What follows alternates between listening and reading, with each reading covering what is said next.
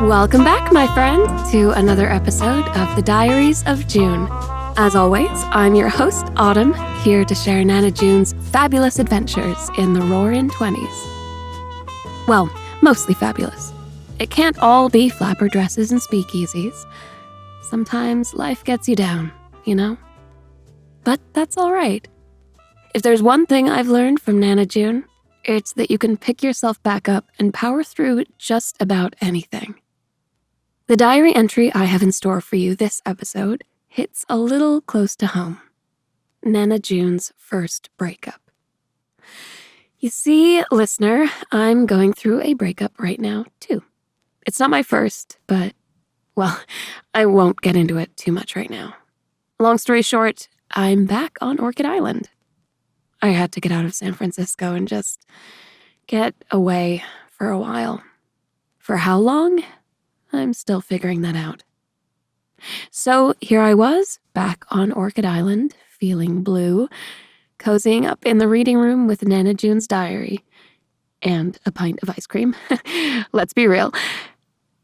And I came across the perfect entry.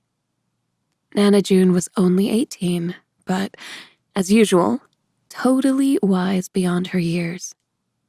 Really helped me to see my breakup from a different light, you know? Whatever you might be going through right now, listener, come escape with me.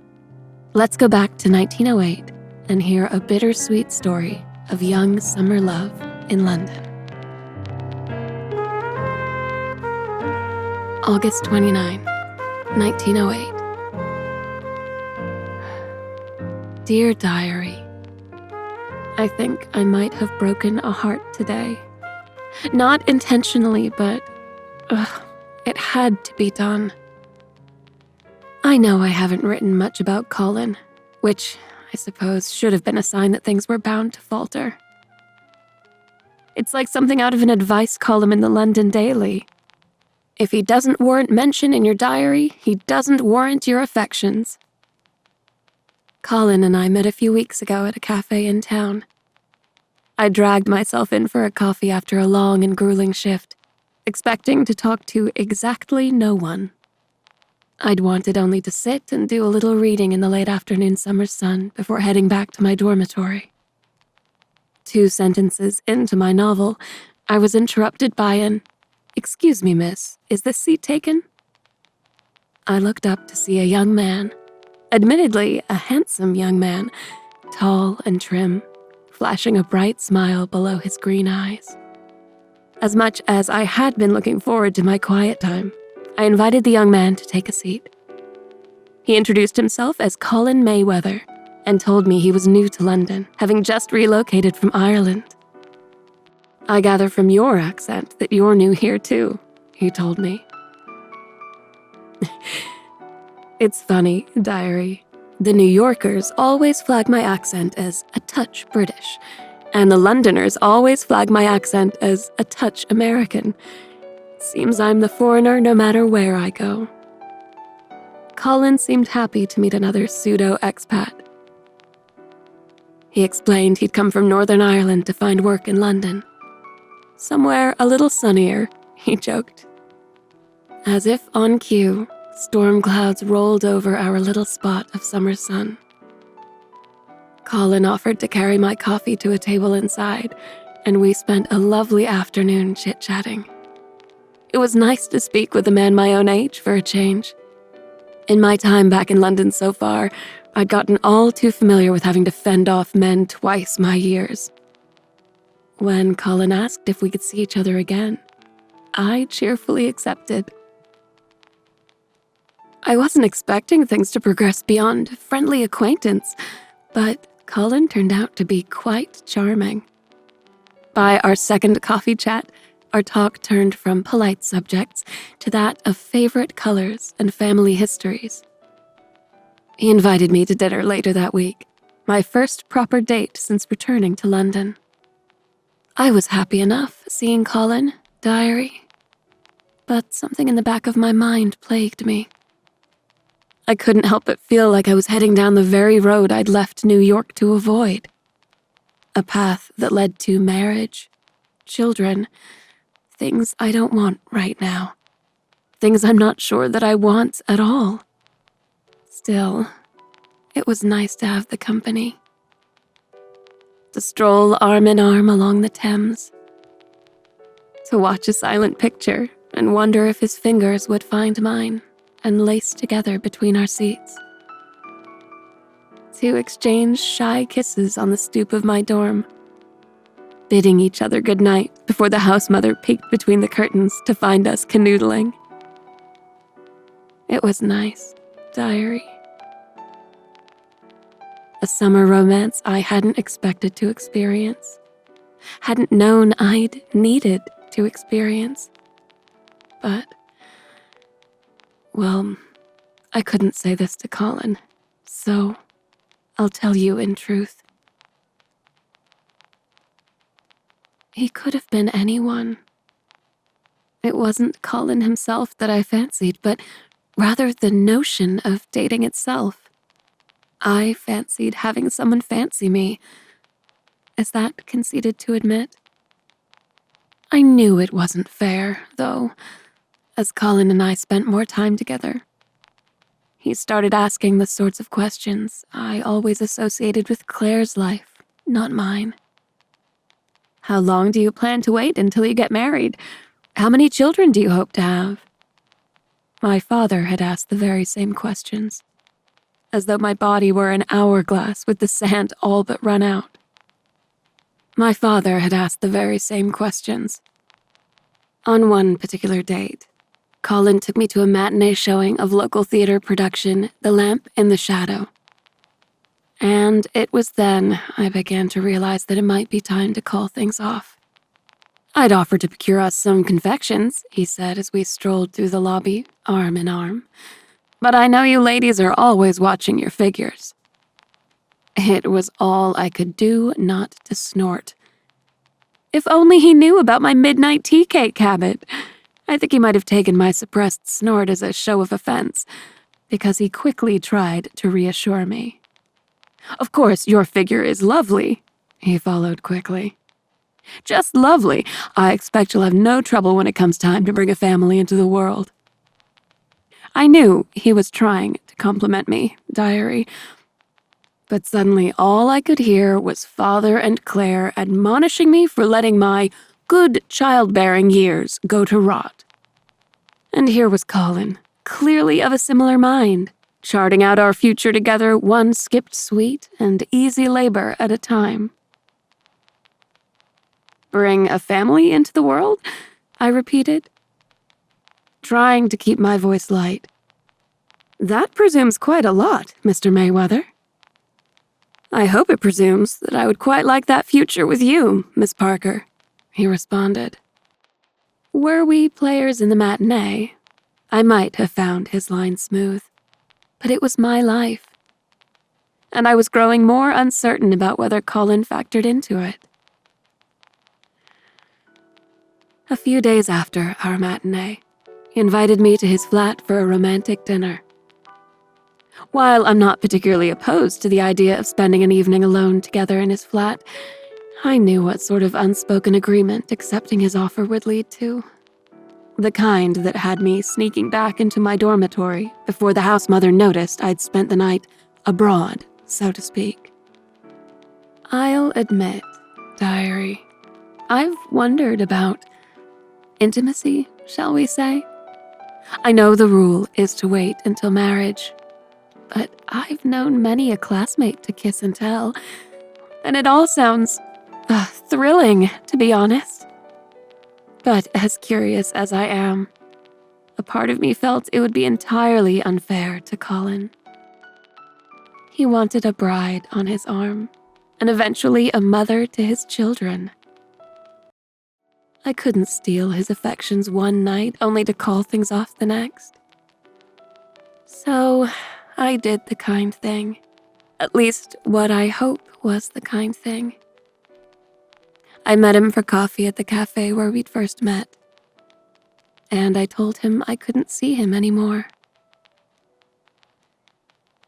He wanted me to explain, of course, but I couldn't bring myself to it. As sweet and charming as he is, I don't think he would have understood.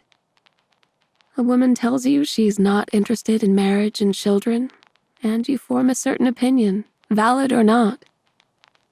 Be still, my pride. I settled for telling him, "It's nothing to do with you. It's entirely me." The original, "It's not you, it's me." You heard it here, listener, from Nana June herself. Sorry to interrupt. I just love her. Okay, back to the entry. Colin looked crestfallen and lingered a while, toying with his napkin. Was it something I said? Or our dinner tonight? I, meant no expectations of, well, impropriety. He fumbled a bit, navigating the polite discourse of intimacy. Not at all, I said as kindly as I could. We merely want different things. I see, he replied. I don't pretend to understand, but... He cast his gaze around for a waiter and signaled for the check. At least allow me to pay for coffee. That's not necessary, I began, but he waved away my protest. A gentleman always treats a lady, he said, soft and low. He stood to leave, adjusting his cap. As he turned to leave, he took my hand and gave it a gentle kiss. It would be an honor to treat you again, June. I hope you'll change your mind someday. I smiled and bid him farewell, feeling badly, but at the same time felt freed. The decision was the right one, even if it was difficult. I wished him all the best, and we parted ways. But a strapping young lad with an Irish lilt, he'll do just fine with the women in London, I'm sure of it. I can personally attest to his skill with kissing, and for that, I'm glad we met. I'm also glad that you're mute, diary, or else you might lecture me. I can almost hear Mrs. Talbot. If you give away the milk, no man will buy the cow. I always hated that expression, as backward as it is offensive, and always brought to mind an interpretation of animal husbandry that I'd sooner not think about. It's silly, isn't it? How the only path of dating is one that ends in marriage. There's no room for casual companionship, for two adults to enjoy each other's company for as long as it continues to be enjoyable. No room to say that we don't need to have a lifelong endgame in mind in order to share affections. But maybe that's just where I've found myself so far. I'm only 18, and I've seen so little of the world. I'm sure I can't be the only one who feels this way. Someday, I'll meet someone who sees things how I see them. Until then, when I find myself alone in a cafe and a young man asks if the neighboring seat is taken, there's no reason not to see where things go, right? As long as I know what I want, I'll keep looking for it. I couldn't agree more, Nana June. That's so perfect. I never thought about how tricky it was to navigate dating back then. The expectation that it's probably going to end in marriage, that really puts pressure on things, doesn't it? I mean, I guess it still is kind of that way today, to some degree anyway. At least it is when you're pushing 30. That's kind of where I found myself with my ex. Okay. Are you ready to hear this? In a nutshell, we'd been dating for a few years, and it was all going well enough. We got along awesomely, had all sorts of adventures together, very rarely argued, and he was always doing the sweetest things for me. Like, I absolutely love armadillos. So he was always surprising me with cute little plushies and figurines, armadillo-themed cards and treats on every holiday. Just adorable attention to detail, you know? We even moved in together earlier this year and managed not to fight about silly stuff like dishes and laundry. And I loved him. I did, but it just wasn't right. I felt the same way Nana June did. That we were heading toward things I'm not sure I want. And I know he definitely wanted those things. And that makes it hard, you know? The more I started realizing it, the more I struggled with feeling like I was leading him on. I didn't want him to work up the courage to propose only for me to shoot him down, you know? So, one very difficult night, after I'd had just the worst day at work, it all kind of tumbled out. You know how that happens, when one thing that upsets you suddenly snowballs into everything? Yeah. So I told him how I'd been feeling, and I told him it wasn't fair to him for us to keep dating. And it was because I cared so much about him that we had to break up. If he wanted a family someday, it wasn't fair to him for us to stay together when I wasn't even sure that I'd ever want one. I wish I could tell you it went as smoothly as things went with Nana June and Colin. But we had an ugly fight. Tears, throwing things, the whole 9 yards. He was so hurt. I felt absolutely awful, but it's not like I did it on purpose, you know? I just came to the realization about what I want the same way he did, slowly, over time. And so, like Nana June, I did the hard thing. But it was the right thing. So, yeah, that's about the size of it. I moved out of our apartment, came back to Orchid Island, and beat myself up about it for a while. That's why I'm so grateful to find this diary entry. Nana June really helped me put things into perspective. Like, I don't need to feel guilty about not wanting a family yet. If I ever even do. It's my choice, you know? And who knows, right? I'm here, so obviously Nana June changed her mind about kids at some point along the way. So I'm not too worried about it. I have time to figure out what I want and how I want to go about doing it. And just like Nana June, I'm glad that I met my ex. I don't regret giving it a try whatsoever. Anyway, my dear listener, now that I'm back on Orchid Island, I plan to do some quality exploring. The rest of my family decided to hunker down elsewhere, so I have the place to myself. I know, it might sound creepy to be here all alone, but I find it really peaceful, actually. Today, I'm going to check out some of the sights around the island. My mom mentioned that there's an old cinema somewhere, so I'm going to hunt it down. I'll tell you what, listener. For the next episode, I'll see if I can find a diary entry from Nana June to match. I can just imagine her and her friends watching some of their first ever movies there. Or the talkies, as they called them. So cool, right? Really makes you think about the things we take for granted 100 years later. One thing I don't take for granted is you, my June crew. Thank you so much for sticking with me on this journey through Nana June's life. Until next episode, my lovely listener.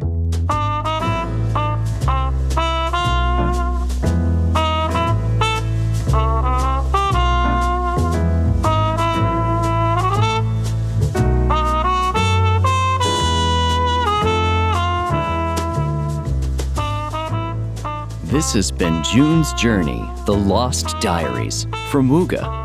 You can step into June Parker's shoes and become the detective herself in June's Journey, the #1 hidden object game in the world. Live the glamorous 1930s life as you journey around the world, finding hidden objects, adventure, and even a little romance. Download June's Journey for free on the Apple App Store or Google Play Store. Thanks for listening.